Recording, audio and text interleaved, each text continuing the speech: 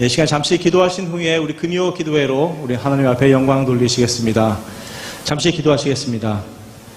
귀하신 하나님의 이름을 찬양하며 주님의 이름을 높여드립니다. 주님이 금요 기도회를 통해서 합심하여 여호와 하나님을 찬양드리기 원합니다. 언제나 감사의 고백이 끊이지 않고 주님께 영광 돌리기 원하옵고 감사드리며 예수님의 이름으로 기도드렸사옵나이다. 아멘.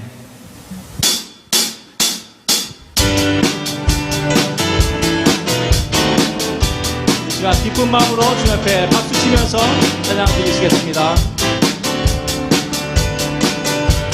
보라새를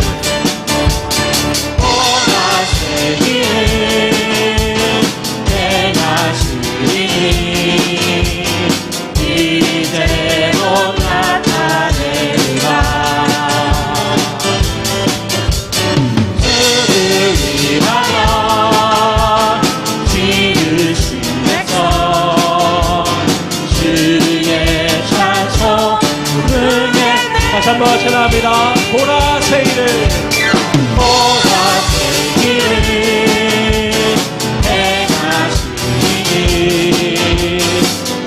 이제도 나타내리라.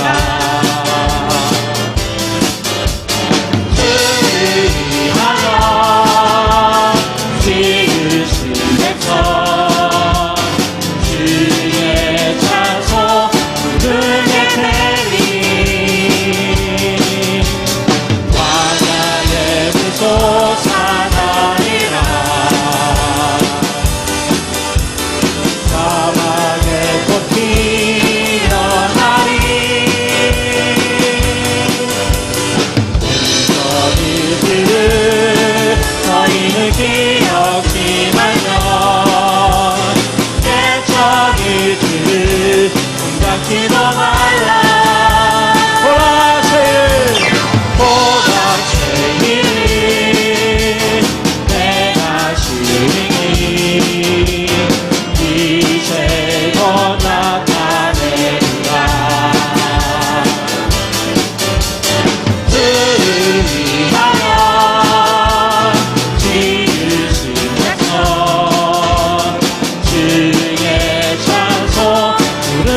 되리. 광야의 물소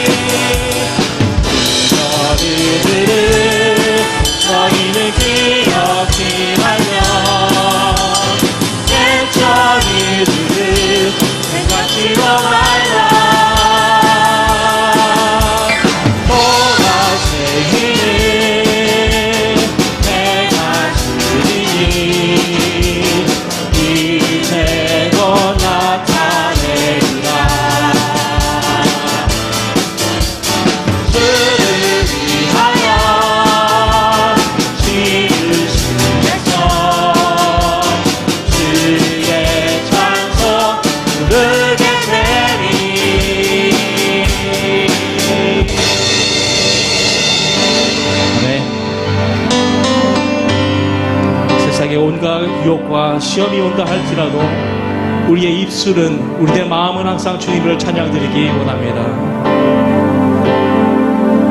세상의 유혹 시험이 내게 몰려올 때에 나의 힘으론 그것들 모두 이길 수 없네. 거대한 폭풍 가운데 위축된 나의 영혼 어찌할 바를 몰라 헤매이고 있을 때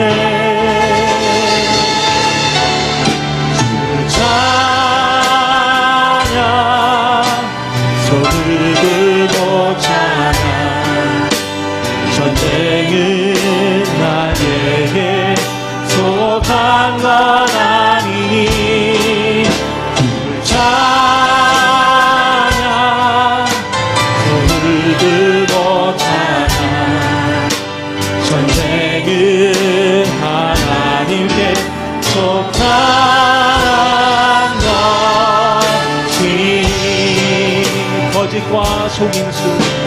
거짓과 속임수로 가득한 세상에서 어디로 갈지 몰라 머뭇거리고 있네. 공중의 권세 잡은 자 지금도 우리들은 실패와 절망으로 넘어뜨리려 하네. 주를 찬양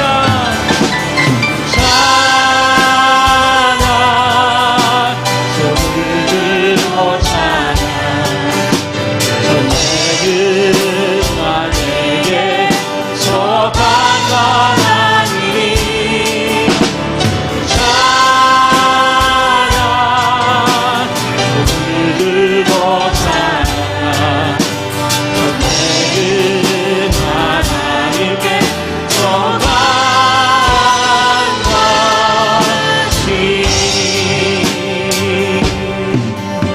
주위를 둘러보면 아무도 없는 듯 믿음의 눈을 들면 보이는 분 계시네. 지금도 내 안에서 역사하고 계시는 사망과 어둠의 권세 물리치신 예수님 주를 찬양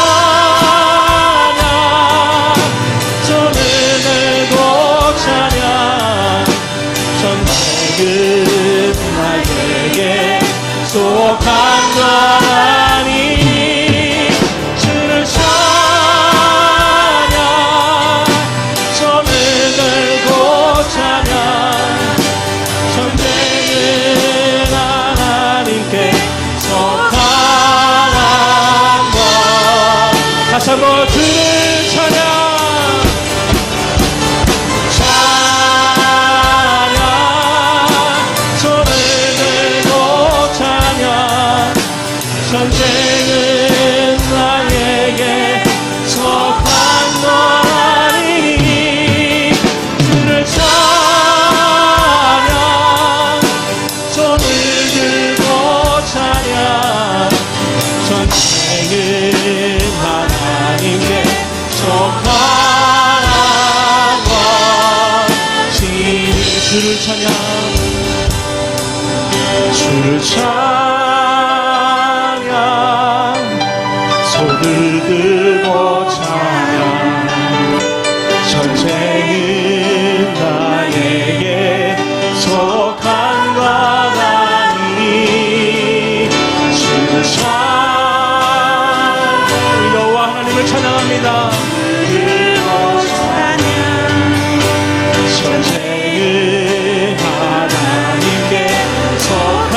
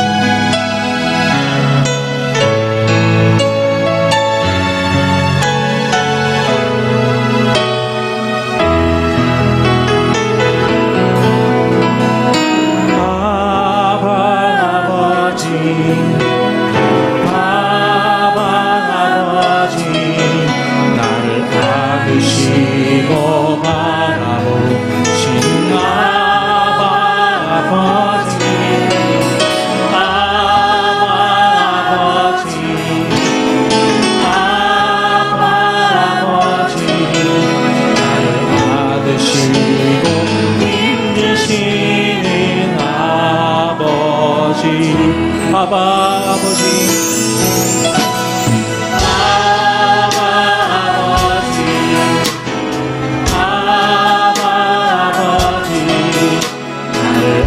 받으시고 바라보시는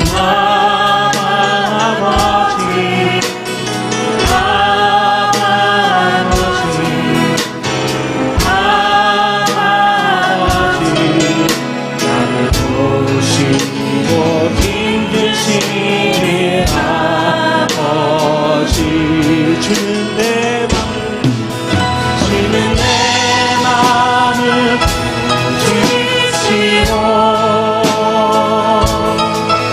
전수 없는 상처 만지시네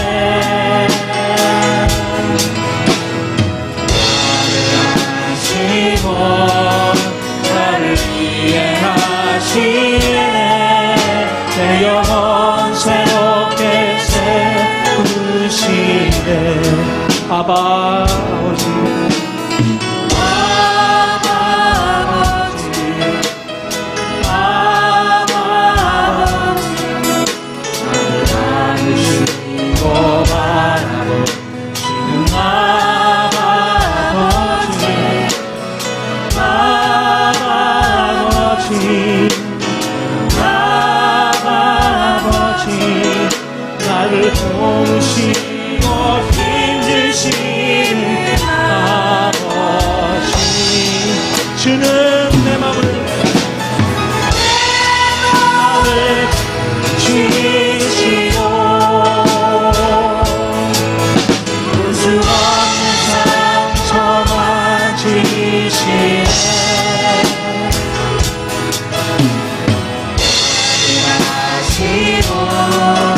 나를 위해 하시네 내 영혼 새롭게 주는 내 맘을 고치시고 내 맘을 고치시고 볼 수 없는 상처만 지시네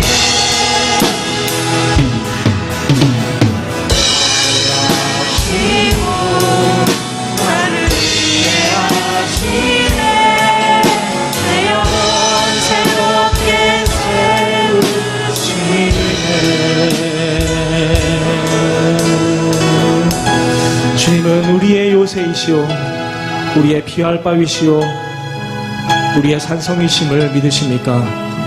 그러기 여호와 하나님께서 우리를 위해 쉬지 않고 일하심을 믿으십니까? 우리의 생각보다 더 큰 계획을 갖고 계신 하나님은 이 어려운 순간 한 치 앞도 보이지 않는 상황인데도 상상할 수 없는 일을 계획하심을 믿습니다. 지금의 고통은 잠깐입니다.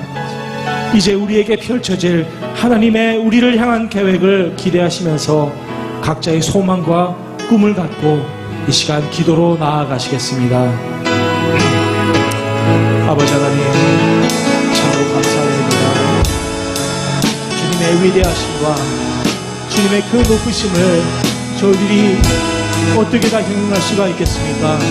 하늘의 큰 별을 지으시고 이 땅을 만드신 우리 하나님의 그 계획하심을 저희들은 알 수 없사오나 아버지 하나님 그것을 저희들에게 누리게 하셨사오니 아버지 하나님 이 땅에 있는 아버지의 이 흉악한 범죄와 아버지 하나님 역병과 아버지 하나님 이 모든 악한 속에서도 아버지 하나님께서 인가심을 저희들이 믿사오니 주님 저희들 낙심하지 않고 아버지 항상 그 계획하심을 바라보면서 나아갈 수 있는 저희들이 될 수 있도록 주님이 도와여 주시옵소서. 저희들은 연약하여 주님의 계획을 다 알 수 없지만 아버지 하나님 기도하다 보면 아버지 하나님께서 가지고 계신 그 계획을 아버지 하나님 저희들이 알 수 있으리라 믿사오니 주님 이 시간에 쉬지 않고 기도하며 그저 범사에 감사하는 저희들 될 수 있도록 주님 인도하여 주시옵소서. 오로지 주님만을 바라봅니다.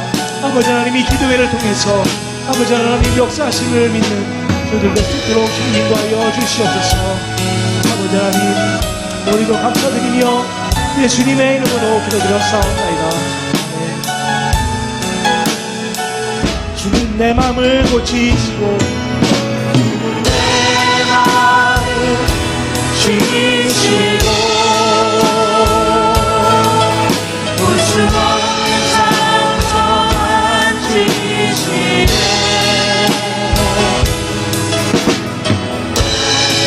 하시고 나를 위해 하시네 내 영혼 새롭게 세우시네 내 맘을 고치시고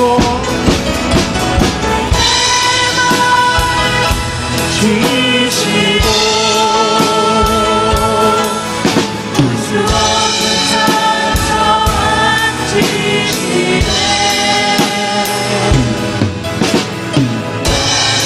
하시고 나를 위해 하시네 내 영혼 새롭게 세우시네 주는 내 맘을 고치시고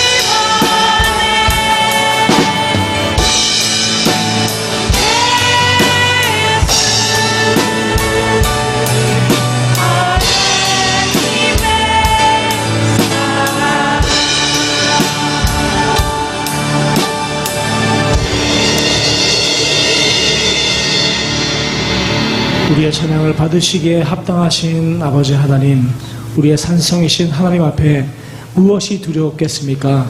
아버지 하나님, 이 시간 저희들 어떤 걱정과 어려움이 있더라도 담대함 가지고 나갈 수 있는 저희들 되게 인도하여 주시옵소서.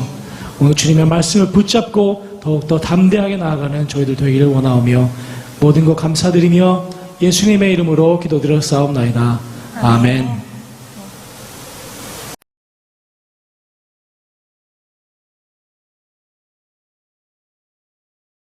아야의 딸 리스바가 굵은 배를 가져다가 자기를 위하여 바위 위에 펴고 곡식배기 시작할 때부터 하늘에서 비가 시체에 쏟아지기까지 그 시체에 낮에는 공중의 새가 앉지 못하게 하고 밤에는 들짐승이 범하지 못하게 한지라.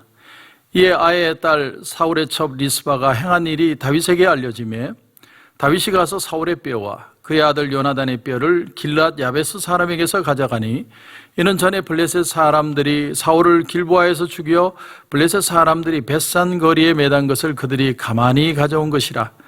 다윗이 그곳에서 사울의 뼈와 그의 아들 요나단의 뼈를 가지고 올라오매 사람들이 그 달려 죽은 자들의 뼈를 거두어다가 사울과 그의 아들 요나단의 뼈와 함께 베냐민 땅 셀라에서 그의 아버지 기스의 묘에 장사하되 모두 왕의 명령을 따라 행하니라. 그 후에야 하나님이 그 땅을 위한 기도를 들으시니라. 아멘. 심리학자 알프레드 아들러는 말하기를 우리 인간의 가장 훌륭한 점은 우리 인간의 마이너스를 플러스를 바꿀 수 있는 능력이다. 그런 말을 했습니다. 우리 인간에게는 마이너스와 같은 저주와 같은 삶을 축복으로 바꿀 수 있는 그런 능력이 있다는 것이죠. 오늘 본문에 보면 그런 마이너스의 인생을 플러스로 바꾼 한 어머니의 얘기가 나오고 있습니다. 하지만 오늘 이 본문은 그렇게 쉽게 이해할 수 있는 내용은 아닙니다. 무려 500년 전의 약속이었는데 그 약속을 지켜내시는 하나님의 모습을 우리가 보게 됩니다. 그 문제의 발단이 바로 이겁니다. 오늘 여러분 1절을 보시면 다윗의 시대에 해를 거듭하여 3년 기근이 있으므로 다윗이 여호와 앞에 간구하매 여호와께서 이르시되 이는 사울과 피를 흘린 그의 집으로 말미암음이니 그가 기브온 사람을 죽였음이니라 하시니라. 자, 다윗의 어떤 시대인지 모르겠지만 정치적으로는 아주 안정이 되고 그리고 요나단의 아들 무비보셋을 찾았고 그런가 하면 압살롬의 구테타가 일어나기 전 그 어느 시대에 일어난 일이라는 겁니다. 그런데 무려 3년에 걸쳐서 이 팔레스타인 땅에 이스라엘 땅에 기근이 왔다는 거죠. 그런데 3년이 지나고서야 다윗이 하나님 앞에 이 문제를 우리가 하나님 앞에 무엇이 잘못이 된 것이 있을 것이다 라고 생각하고 기도를 했다는 겁니다. 우리는 여기서 뭘 하나 깨닫냐면 인간이라는 게 인간이 참 이렇게 미련하다라는 사실을 우리가 깨닫게 됩니다. 그런데 아니나 다를까 하나님의 대답이 들려옵니다. 그 대답이 뭐냐면 이는 사울과 피를 흘린 그의 집으로 말미암음이니 그가 기브온 사람을 죽였음이니라. 이 이유 때문에 내가 기근을 내렸다는 것이죠. 이게 무려 500년 전의 일인데 하나님이 그걸 기억하시고 그 약속을 지켜내시는 모습을 보여줍니다. 자, 그래서 다윗이 기브온 사람들을 불렀습니다. 그리고 질문을 하죠. 3절을 보시면 다윗이 그들에게 묻되 내가 너희를 위하여 어떻게 하랴? 내가 어떻게 속죄하여야 너희가 하나님 여호와의 기업을 위하여 복을 빌겠느냐? 그러니까 복을 빌지 못했다는 거죠.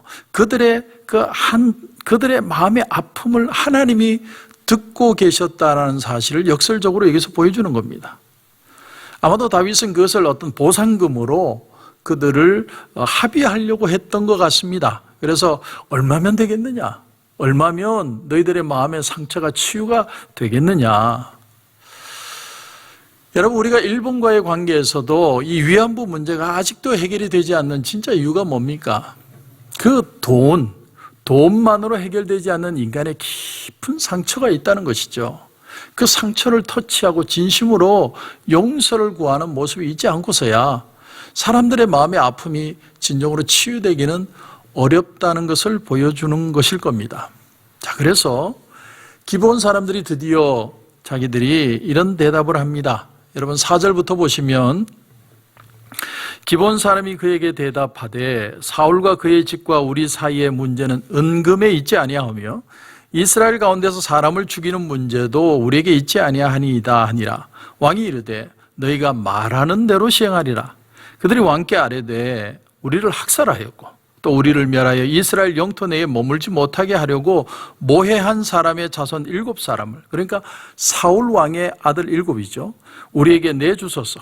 여호와께서 택하신 사울의 고을 기브아에서 우리가 그들을 여호와 앞에서 목매어 달겠나이다 하니 왕이 이르되 내가 내주리라 하니라. 우리가 그냥 이 글로 봐서 그렇지 이게 결코 쉬운 문제가 아닙니다. 이미 죄 지은 사람들은 다 죽었죠. 사울이 잘못한 거죠. 근데 그 아들들이 그 죄의 대가를 받는다는 얘기입니다. 자, 다윗은, 이 사울은 원래 민족주의적인 성향이 강한 사람이었던 것 같습니다. 그래서 이스라엘 우월론자였을지도 모릅니다. 마치 이 미국 땅에 백인 우월자 생각을 가진 사람들이 있는 것처럼. 그래서 사울이 기브온 사람들을 마구 죽인 거예요. 죽이면서도 그게 내가 잘하는 일이라고 생각을 한 겁니다. 원래 기브온 족속은 이스라엘 사람들이 아니라 가나안 족속이었죠. 그런데 여호수아를 안 내세워서 가나안 땅을 정복을 할 때 그들이 보니까 우리가 오히려 화친하는 게 낫겠다. 그래서 마치 먼 곳에서 온 사람처럼 그렇게 속여서 이 여호수아와 화친의 조약을 맺죠. 우리가 당신의 종이 되겠으니 우리 영원히 당신들에게 종으로서 우리가 살 테니까 우리를 보호해달라. 근데 나중에 알고 봤더니 이 사람들이 바로 옆에 있는 가나안 족속이라는 걸 알게 되죠. 하지만 하나님 앞에서 약속이었기 때문에 그 약속을 지켜야 된다. 그것이 오늘 본문이 우리에게 보여주는 교훈입니다. 그런데 사울이 이 약속을 깨고 그 기브온 사람들을 마구 죽였던 것 같아요. 얘들은 우리 족속이 아니다, 가나안 족속이다, 그리고 막 죽인 겁니다. 그런데 하나님이 이걸 무려 500년 후에 갚아주시는 겁니다. 여러분, 우리가 은혜를 받았다는 것이 뭘까요? 그것은요, 하나님이 나를 긍휼히 여겨주신다는 걸 받아들이는 거예요. 내가 과거에는 이렇게 살았는데 감히 하나님이 내가 새로운 인생을 살 수 있도록 하셨다는 사실을 감히 받아들일 수 있는 것이 은혜입니다. 그래서 이전 것은 지나갔으니 보라 새 것이 되었도다. 그런데 여러분, 은혜는 여기서 그치는 게 아닙니다. 은혜라는 것은, 진정한 은혜라는 것은 하나님이 감히 나를 새로운 인생으로 출발하게 해주신 것을 받아들이는 만큼 우리 이웃 또한 그런 기회를 주셨다는 것을 받아들이는 게 은혜라는 것이죠. 그러므로 정말 은혜를 받으면 여러분, 이웃의 아픔과 이웃을 사랑할 수 있는 마음을 가질 수 있게 됩니다. 왜냐하면 그 긍휼하심으로, 하나님의 긍휼하심으로 내가 용서를 받았기 때문에. 이게 진짜 은혜를 아는 사람들의 삶에 나타나는 모습이라는 것이죠. 그래서 다윗은 이것을 금전적인 문제로 해결할 줄 알았는데 이 기브온 족속들이 그 사울의 아들들을 우리에게 달라. 자, 우리나라에도 광주 민주화 운동이 있었죠. 아주 순수한 마음으로 데모하던 그 사람들을 마구 죽이고, 그래서 결국은 이것이 민주화 운동으로 지금은 승격이 되고 묘지가 성역화되고 금전적인 방법으로 이 문제를 해결을 했다고 생각을 했는데, 지금도 광주 법정에 전두환 씨를 세우는 걸 보면 그들의 마음속에 아직 그 분노가 앙금이 완전히 사라진 것은 아니다 하는 것을 우리가 지켜보고 있습니다. 저는 최근에 그 미얀마 사태를 보면서, 아직도 아이엔징이죠, 그 사람들을 마구 죽이는 그 모습, 그걸 보면서 그 후에 그 일을 어떻게 감당하려고 저렇게 할까, 저는 그런 생각을 좀 해봅니다. 여러분, 힘이 있으면 내가 마구마구 눌러도 된다고 생각을 하죠. 하지만 그들의 그 고통과 그 아픔과 그 한을 하나님이 갚아주신다는 거예요. 갚아주실 때가 온다는 겁니다. 그것이 성경이 우리에게 가르쳐주는 교훈입니다. 요셉이 애굽의 총리가 된 사실을 그 형들이 모르고 그들이 독백으로 하는 장면이 나옵니다. 창세기 42장 21절에 보면 그가 우리에게 애걸할 때에 그 마음의 괴로움을 보고도 듣지 아니하였으므로 이 괴로움이 우리에게 임하였다. 그러니까 자기들의 죄의 대가로 지금 우리가 고통을 받는다는 거죠. 그 형들이 그것을 깨닫는 장면입니다. 그리고 르우벤이 말하기를 내가 너희에게 그 아이에 대하여 죄를 짓지 말라고 하지 아니하였더냐. 그래도 너희가 듣지 아니하였느니라. 그러므로 그의 핏값을 치르게 되었도다. 성경의 윤리적인 핵심의 개념들이 다 등장합니다. 여러분, 범죄라는 것, 죄를 지으면 인간이 고통을 당한다는 거예요. 그 죄에 대한 양심의 고통을 당하고 그 핏값은 치러져야 한다는 겁니다. 결국은 그 죄가 사람을 따라잡아서 사람으로 하여금 지은 죄를 진심으로 회개하지 않으면 그 대가를 결국은 거둘 수밖에 없는 것이다. 이것이 보응하는 핏값이다. 이렇게 성경이 표현하는 겁니다. 사람은요, 그러므로 언젠가 자기의 지은 죄를 깨닫게 되는 날이 옵니다. 이 형들이 요셉이 그렇게 살려달라고 형님 왜 이러십니까? 그렇게 애걸복걸할 때 자기들이 그 괴로움을 받습니다. 알았습니다. 자기들이 지금 요셉을 괴롭히고 있다는 사실을 알았습니다. 그것을 넘어서서 그들은 그걸 즐기고 있는 거예요. 왜? 자기들의 마음에 분노가 있었거든요. 마음에 미움이 있었거든요. 그 미움의 눈으로 보니까 이 동생의 고통이 오히려 자기들에겐 즐거움이 된 겁니다. 기쁨이 된 것이죠. 여러분, 이게 인간의 미련함입니다. 사울도 기본 사람들을 죽일 때는 즐겼을지 모릅니다. 내가 이 하나님을 모르는 이방 민족을 내가 우월감을 가지고 우월된 우리의 민족성을 가지고 그들을 죽이는 것 의로운 일이다. 여러분, 고고학자들의 발표에 의하면 그 원시인들의 두개골을 연구해 봤더니 17%가 타살이라고 그러죠. 유골이 두개골이 함몰됐다든지 어떤 깨졌다든지 이런 걸 보면 사람들이 다 타살을 당한 거예요. 17%가. 그 한이 그 모습 속에 있다라는 겁니다. 얼마나 많은 사람들이 한을 가지고 품고 살다가 죽어갔는지 아마 히말라야 산보다도 더 높은 한이 사람들의 마음속에 있을 것입니다. 여러분에게 도전합니다. 그래서 예수님이 십자가에 달려 죽으신 거예요. 도저히 인간의 이 문제, 이 한, 이 고통, 인간의 이 분노, 인간이 해결할 수 없기에 하나님이신 그분이 이 땅에 인간의 몸을 입고 오셔서 십자가에 달려 죽지 않고는 인간의 문제는 도저히 해결될 수 없다. 여러분, 그게 바로 십자가예요. 우리가 이걸 모르니까 내가 의롭게 살고 내가 저 사람보다 좀 더 착하게 살면 하나님이 나를 이뻐할 것이라고 생각하지만 인간은 다 죽을 수밖에 없는 존재라는 걸 십자가가 우리에게 대변해주고 있는 것입니다. 모르긴 몰라도 마지막 심판날에 예수님이 긍휼을 베푸시든 공의를 베푸시든 예수님이 그 마지막 심판의 자리에서 어느 누구도 이의를 제기하지 않고 어느 누구도 주님의 판단을 옳은 것으로 판단한다면 그것은 정말 그 사람들의 마음의 한과 아픔을 주님이 정말 하신다는 것을 우리가 깨닫게 되는 것입니다. 그래서 요셉은 형들에게 분노를 표출할 수도 있고 그들을 용서할 수도 있습니다. 그러나 요셉은 용서를 택하죠. 여러분, 이것이 바로 예수 그리스도의 모형입니다. 그러니까 그 얘기는 권선징악의 얘기나 공의가 이루어진다는 걸 보여주는 게 아니라 결국 사람이 자기의 죄 지은 것을 죄값을 치를 수밖에 없는데 그 죄값을 대신 치러지는 예수님의 모형으로 요셉을 표현하고 있다.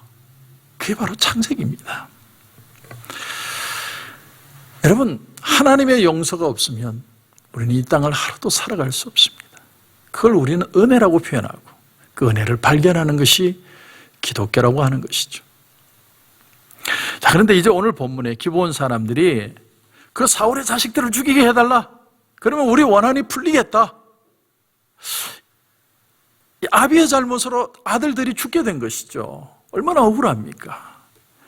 자, 그래서 여러분 7절부터 보면 그러나 다윗과 사울의 아들 요나단 사이에 서로 여호와를 두고 맹세한 것이 있으므로 왕이 사울의 손자 요나단의 아들 무비보셋은 아끼고 왕이 이에 아예의 딸 리스바에게서 난 자 곧 사울의 두 아들 알모니와 무비보셋과 사울의 딸 메랍에게서 난 자 곧 무홀라 사람 바르실레의 아들 아드리엘의 5 아들을 붙잡아 그들을 기브온 사람의 손에 넘기니 기브온 사람이 그들을 산 위에서 여호와 앞에 목매어 달매 그들 7 사람이 동시에 죽으니 죽은 때는 곡식 베는 첫날 곧 보리를 베기 시작하는 때더라. 자, 사울의 아들들이나 손자들 중에 7을 택겠다는 건 거의 다 택겠다는 거예요. 그러니까 요나단의 아들 무비보셋 빼고는 거의 다 죽었다는 거죠. 자, 그런데 여기 보면 2 여인이 나옵니다. 비운의 여인이 나오는데 하나는 어머니 중에 메랍이라는 여인이 있고 또 한 여인은 리스바라는 여인입니다. 그래서 총 7 아들이 죽습니다. 근데 메랍이라는 여인, 여러분 이 메랍이라는 여인이 누구냐? 한 번은 다윗의 아내가 될 뻔한 여인이었습니다. 그런데 다른 남자에게 보냄을 당하죠. 아버지에 의해서, 사울에 의해서. 그래서 다른 남자에게 시집간 여자입니다. 그런데 결론이 뭐냐면 자기 아들 5이 다 죽음을 당하는 거예요. 이런 걸 보면 한 여인의 운명이 참 기구하다는 걸 느낍니다. 그 남자를 만났더라, 다윗을 만났다면 인생이 달라졌을 텐데 그의 인생에 다른 길을 걸어간 겁니다. 우리가 이런 본문을 보면 우리가 이렇게 내 아내를 만나고 남편을 만나고 자식을 만나고 이곳에 살게 된 것이 정말 하나님의 은혜라고 밖에는 표현할 수 없어요. 내가 잘나서 인간의 생각으로 정말 만들어낸 그 삶대로 됐다면 우리 인생은 기구한 인생이 됐을 겁니다. 하지만 하나님이 나로 은혜에 속한 자로 살게 하기 위해서 오늘 이 자리에 두게 하셨다는 사실, 우리가 그 사실을 깨달아야 됩니다. 얼마 전에 유튜브를 보니까 한국의 그 드라마가 한 20편 되잖아요. 한 10주 되는 그 내용을 1시간으로 축약을 해가지고 이 드라마를 만든, 유튜브에서 그런 걸 본 적이 있는데 참 재밌게 봤습니다.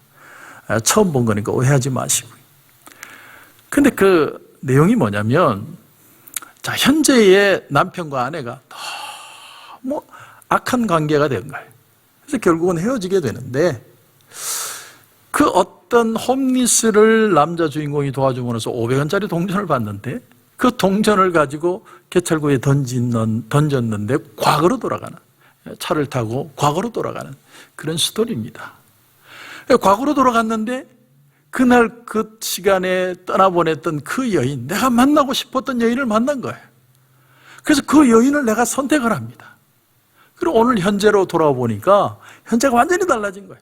너무나 살기 좋고 행복하고 이쁜 와이프와 아주 잘 먹고 잘 사는 내용이 나오는데, 근데 그 드라마가 뭘 보여주느냐면 그 얘기가 진행되는 가운데 아내가 왜 그렇게 행동할 수밖에 없었는지에 대한 아픔을 보여줘요. 그러니까 이 남자 주인공이 정말 깊은 아내의 아픔을 그 삶을 통해서 다시 보게 된다는 내용입니다. 드라마니까. 그래서 마지막 500원짜리 동전이 하나가 더 있어서 다시 과거로 가서 자기 아내를 다시 택하는 내용이에요. 그리고 진짜 아내를 사랑하게 되는. 그러니까 남자 주인공의 대사 중에 이런 게 나옵니다. 나도 자신은 없다. 그러나 우리 한번 살아보자.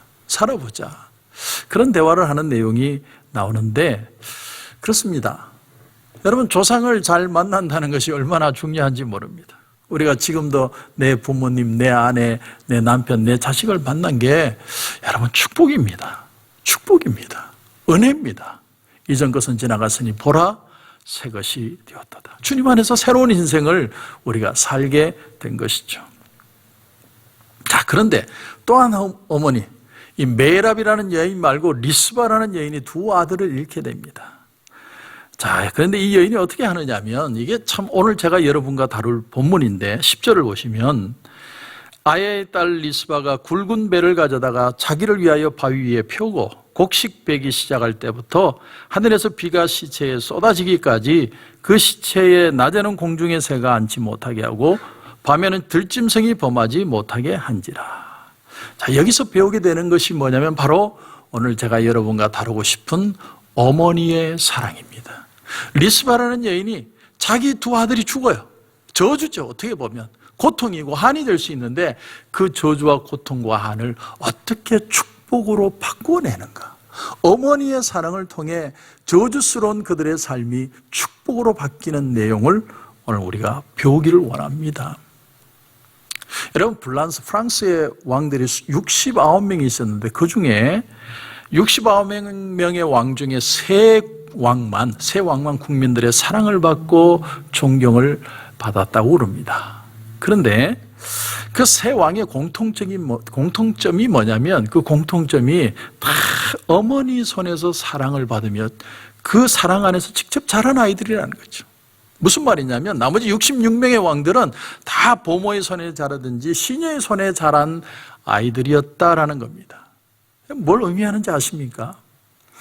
어머니의 사랑을 통해서 진정한 사랑을 경험하고 그 사랑의 신비스러운 것을 경험한 사람만이 그 사랑으로 백성들을 정말 사랑할 수 있는 왕이 될 수 있었다라는 걸 보여주고 있다는 거예요. 왜 그럴까요? 왜? 우리는 여기서 아주 귀중한 교훈을 깨닫게 되는데, 여러분, 어머니의 사랑은 하나님의 사랑을 많이 닮았기 때문이라는 거예요. 어머니의 사랑은 하나님의 사랑을 닮았습니다. 여러분, 하나님의 사랑을 가장 정확하게 이 인간의 세상의 언어로 표현한다면 그것은 바로 이런 것이다라는 것이 어머니의 사랑이라는 거예요. 어머니의 사랑을 통해서 하나님의 사랑을 배울 수 있다라는 겁니다. 엄마가 아이를 낳는 것 외에는 모든 것이 무조건적입니다. 아이를 일방적으로 사랑하는 무조건적인 사랑입니다. 여러분, 하나님의 사랑을 특징짓는다면 그 사랑은 무조건적인 사랑이라는 거예요. 조건이 없어요. 내가 약할 때 하나님이 내게 다가오셨고, 내가 원수되었을 때 하나님이 먼저 우리를 사랑하셨고, 내가 아직 죄인 되었을 때에 하나님이 나를 위해 당신의 아들 예수 그리스도를 십자가에 달려 죽게 하셨습니다. 무조건적이에요. 이유가 없어요. 이게 하나님의 사랑이라는 겁니다. 어머니의 사랑 역시 마찬가지죠. 부부의 사랑도 조건이 있고요. 그리고 형제 간의 사랑에도 조건이 있고 친구 간의 사랑에도 조건이 있는데, 그러나 어머니의 사랑은, 자식을 향한 사랑은 일방적입니다. 그래서 하나님의 사랑을 닮았다는 거예요.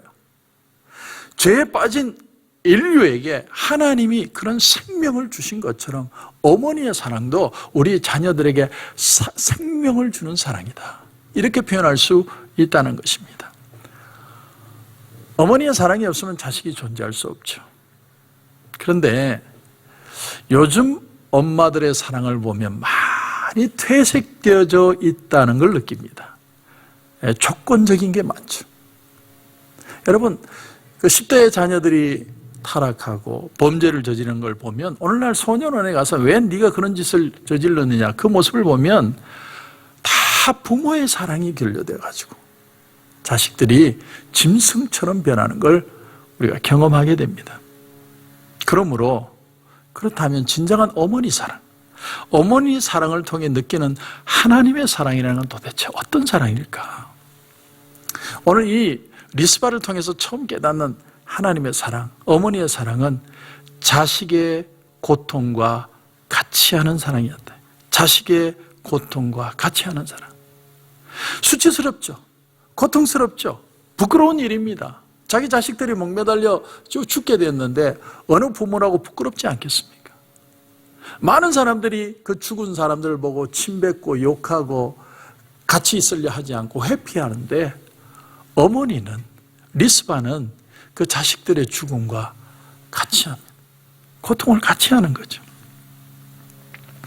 1963년 3월 18일에 상관을 총으로 쏘아 죽인 죄로 최모 일병이라는 사람이 사형 선고를 받습니다.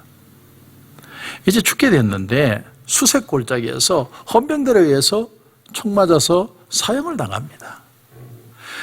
그런데 그 어머니가 그 끔찍한 사건의 소식을 듣고 난 뒤에 자기 아들이 사형 선고를 받았다는 그 소식을 듣고 자기 아들이 총살당했다는 사실도 모른 채로 이 어머니가 어디로 갔냐면 한강변에 가가지고 한강 절벽에 의해서 뛰어내려 자살을 해버린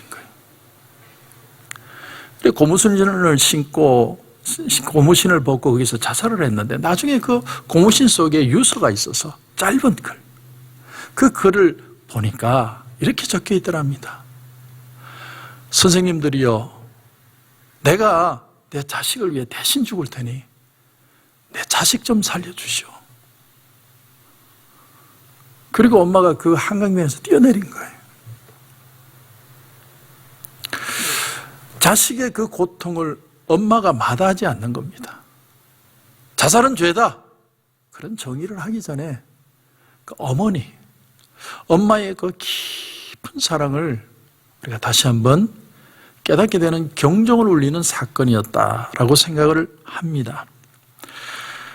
자, 오늘 본문을 다시 보면 10절에 보면 아야의 딸 리스바가 굵은 배를 가져다가 자기를 위하여 바위 위에 펴고 곡식 베기 시작할 때부터 하늘에서 비가 시체에 쏟아지기까지 그 시체의 낮에는 공중의 새가 앉지 못하게 하고 밤에는 들짐승이 범하지 못하게 한지라. 여러분, 기간으로 치면요, 이게 6개월이에요. 6개월.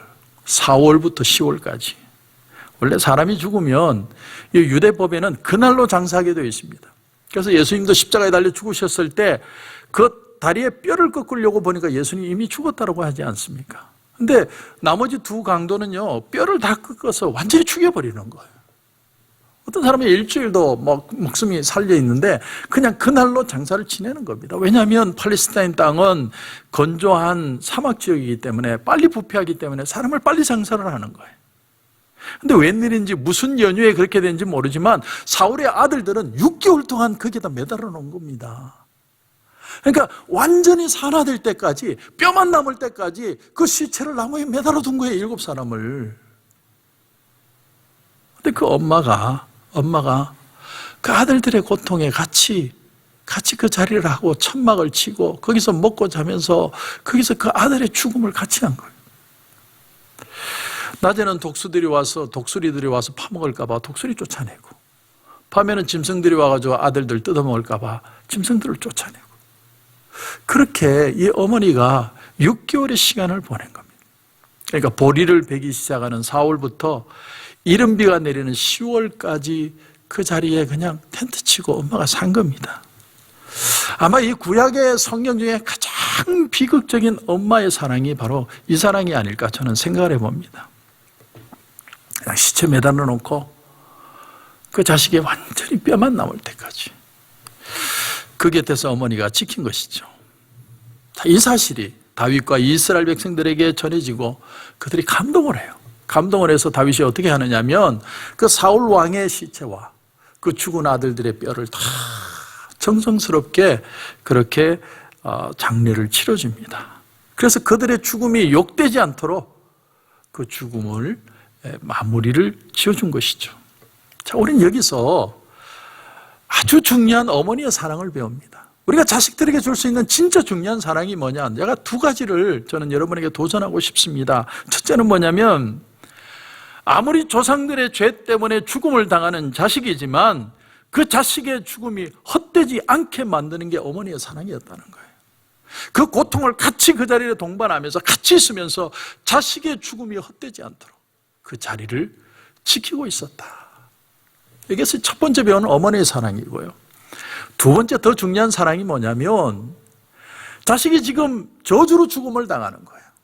사울이 그렇게 마구 기브온 사람을 죽인 이유 때문에 자기 자식들이 죽는데 그 자식이 저주가 아니라 축복이 될 때까지 어머니가 기다렸다는 거예요. 무슨 말이냐면 4월 달에 추수를 하고 나서 10월 달에 이른비가 오기까지, 그 가뭄이 다 지나고 이른비가 오는 축복이 올 때까지 기다림으로써 자식들의 죽음이 저주가 아니라 축복의 단비라는 것을 보여주기 위해 어머니가 그 자리를 지켰다는 사실이에요. 이게 어머니의 사랑이에요. 첫 번째 어머니의 사랑은 자식의 고통과 함께하는 사랑. 두 번째는 아무리 저주스럽고 고통스러운 일이 있어도 그 일이 반드시 축복이 되도록 만드는 그 어머니의 의지, 그것이 바로 어머니의 사랑이라는 거죠. 여러분, 내 사랑이 정말 하나님의 사랑을 닮은 사랑인가, 우리가 한번 깊이 돌아봐야 됩니다. 우리가 자식을 키우면서 어떤 사랑이 정말 진정한 사랑을 주는 마음인가. 여러분, 저주를 축복으로 바꾸는 어머니의 사랑이 있다면 우리의 미래는 좀 더 소망적이고 좀 더 비전이 있을 것입니다.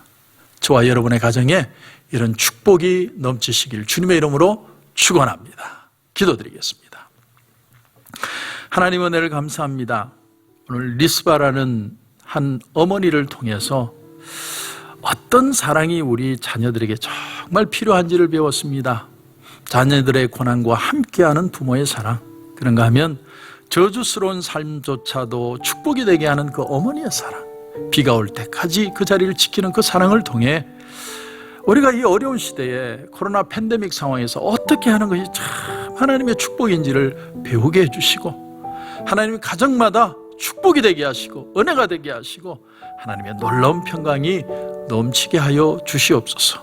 오늘도 기도하는 가운데 하나님 큰 은혜 주실 줄 믿고 예수님의 이름으로 기도드립니다. 아멘.